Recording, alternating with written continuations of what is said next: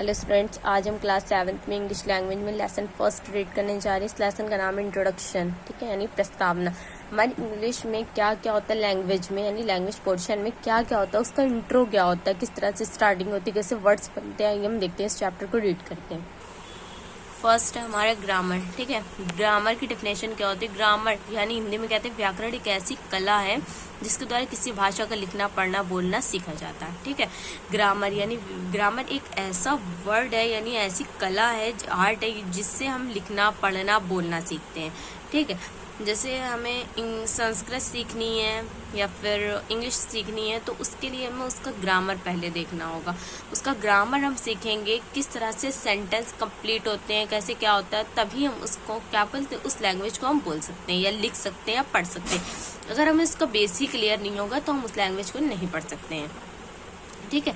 हमें सेकंड है लेटर यानी वर्ड। प्रत्येक भाषा की सबसे छोटी इकाई को लेटर्स कहते हैं, ठीक। लेटर्स हमारे वर्ड्स होते हैं A to Z, ABCD यानी एक्सेट्रा। तो वो हमारी क्या होती है, सबसे छोटी इकाई होती है लेटर्स। इंग्लिश अल्फाबेट्स अंग्रेजी वर्णमाला में 26 लेटर्स होते हैं। इन्हें 2 वर्गों में बांटा गया, यानी जो हमारे अल्फाबेट्स होते हैं, लेटर्स होते हैं, वो हमारे 26 होते हैं, ठीक है। फर्स्ट है हमारा वॉवेल्स, मतलब 2 वर्गों में बांटा गया लेटर्स को, वॉवेल और कॉन्सोनेंट्स। वॉवेल वे वर्ड जिनकी सहायता के बिना किसी शब्द की रचना नहीं होती, मतलब ये वॉवेल्स हैं AEIOU, इनके बिना किसी शब्द की रचना नहीं होती, ये कंस्ट्रक्ट में होता है, वॉवेल्स कहलाते हैं। इंग्लिश अल्फाबेट में 5 वॉवेल्स होते हैं, क्या क्या, AEIOU, ठीक। कॉन्सोनेंट हमारी क्या होते हैं? वे वर्ड जिन्हें बोलने में दूसरे वर्डों की सहायता की आवश्यकता होती है, मतलब वे वर्ड यानी मतलब कि वो लेटर्स जिन्हें बोलने में दूसरे वर्डों की आवश्यकता होती है, यानी दूसरे लेटर्स की आवश्यकता होती है, कॉन्सोनेंट्स कहलाते हैं। इसमें 21 कॉन्सोनेंट्स होते हैं। अब 21 में 5 ऐड करेंगे तो क्या हो गई, 21 में 5 ऐड करेंगे तो 26 हो जाएगा, पूरे 26 क्या हो जाएंगे, लेटर्स हो जाएंगे इंग्लिश के। तो 5 तो वॉवेल्स हो गए जिसमें, और जिसमें 21 कॉन्सोनेंट्स होते हैं, ठीक है। वर्ड्स क्या होते हैं? अक्षरों का ऐसा समूह जिसका किसी निश्चित अर्थ होता है, वर्ड कहलाता है, ठीक है। जैसे मैप, ठीक, यानी अक्षर मैप मतलब यहाँ पर देखिए अक्षरों का ऐसा समूह जिसका निश्चित अर्थ होता है, ठीक। जैसे हमारा सबसे पहले लेटर होता है, लेटर से हमारा वर्ड बनते, वर्ड से हमारे सेंटेंस बनते। जैसे लेटर हमने बताया अभी आपको ऊपर ABCD XYZ, ये सब हमारे क्या होते हैं, लेटर्स होते हैं।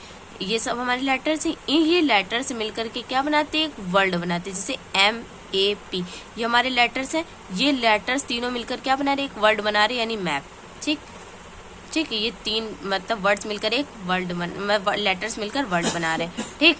अब यही वर्ड्स मिलकर के पूरा एक सेंटेंस बनाते हैं, ठीक है।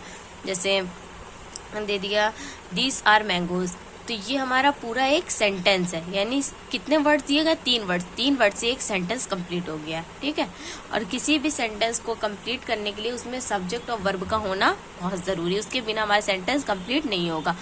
व्याकरण के अनुसार शब्दों को 8 भागों में बांटा गया, इन्हें पार्ट्स ऑफ स्पीच कहते हैं, ठीक है। शब्दों को 8 भागों में बांटा गया है, यानी शब्दों को 8 भागों में बांटा गया है, जिसे पार्ट्स ऑफ स्पीच कहते हैं। पहला noun, pronoun, adjective, verb, adverb, preposition, conjunction, interjection, ठीक। फ्रेज, फ्रेज क्या होती है, वाक्यांश, शब्द समूह क्या होते हैं। फ्रेज वर्ड शब्दों का ऐसा समूह होता है जिसके निश्चित अर्थ होते हुए भी इसका भाव अपूर्ण होता है, मतलब अर्थ तो उसका निश्चित होता है लेकिन जो उसका भाव होता है वो क्या होता है, अपूर्ण होता है, पूरा नहीं होता है। ये कितने प्रकार की होती है, इन द गार्डन, यानी गार्डन में अर्थ तो हमारे क्लियर है लेकिन इसका भाव नहीं पूरा, कौन सा गार्डन, कैसे, क्या, सेंटेंस कंप्लीट नहीं है, ठीक।